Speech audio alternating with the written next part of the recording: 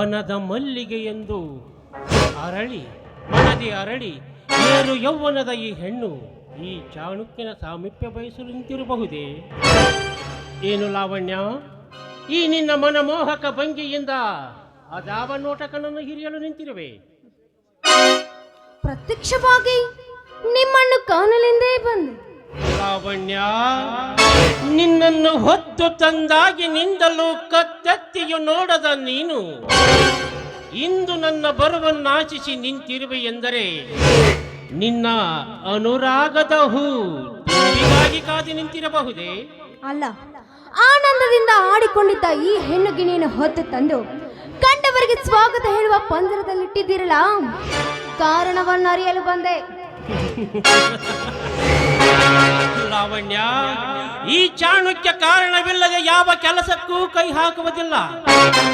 ಅಂದು ನಿನ್ನಣ್ಣನ ಮೇಲಿನ ಸೇಡಿಗಾಗಿ ನಿಮ್ಮ ಕುಟುಂಬವನ್ನೇ ಸರ್ವನಾಶ ಮಾಡಲೆಂದು ಬಂದ ನನ್ನ ಸೇಡು ಈ ನಿನ್ನ ಸೌಂದರ್ಯಕ್ಕೆ ಶರಣಾಯಿತು.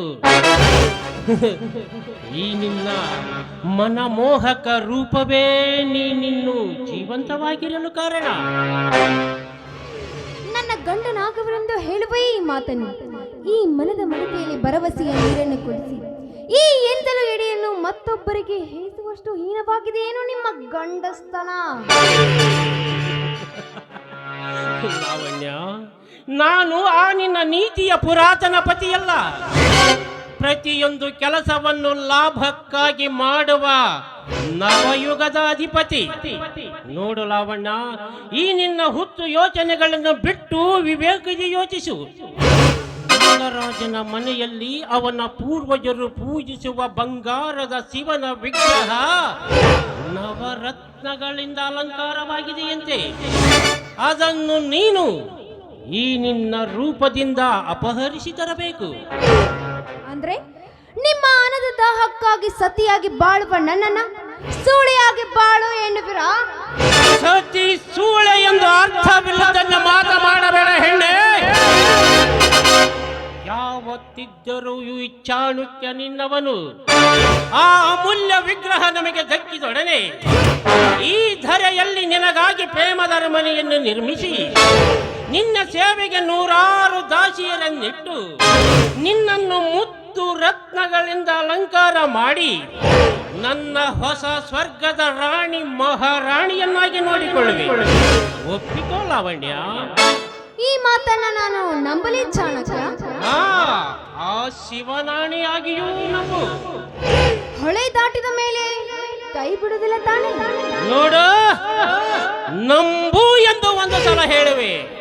ನೀನು ನಂಬದಿದ್ದರೆ ನನ್ನ ಕ್ರೂರ ಅಂಬು ನಿನ್ನಣ್ಣನ ಶಿರಸ್ಸನ್ನು ಛೇದಿಸಿತು. ಎಚ್ಚರ. ನೀವು ಹೇಳುವ ಯಾವ ಕೆಲಸವನ್ನಾದರೂ ನಾನು ಮಾಡ್ತೀನಿ, ಆದರೆ ನನ್ನ ರಾಜ ನನಗೆ ಏನು ಮಾಡಬೇಡಿ. ಅದಕ್ಕಾಗಿ ಈ ನನ್ನ ಶೀಲ ನಾಯಿ ನರಿಗಳ ಚಿಂತೆ ಆದರೂ ನನಗೆ ಚಿಂತೆ ಇಲ್ಲ. ಕೈ ಮುಗಿತೀನಿ. ಗುಡ್.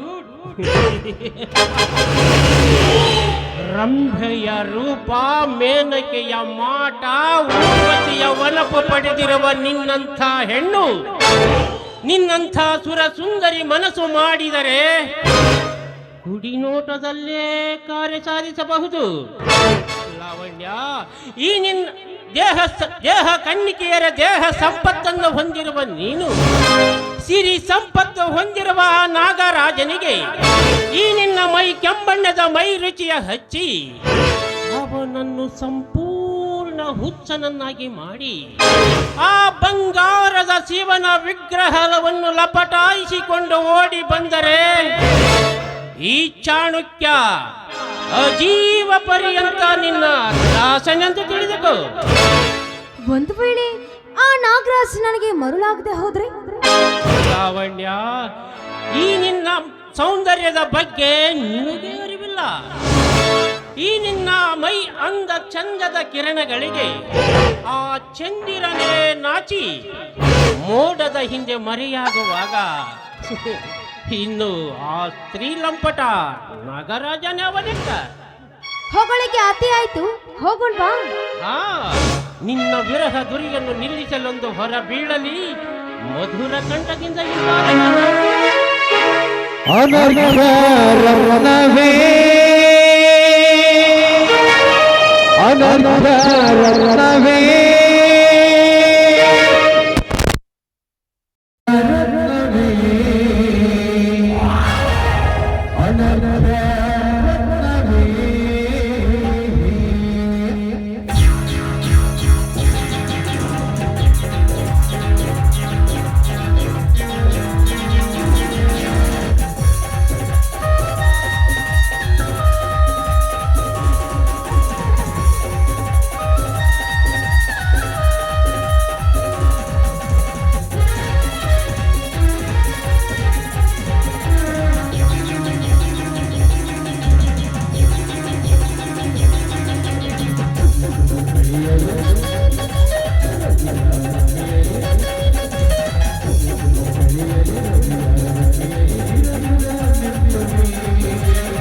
Yeah.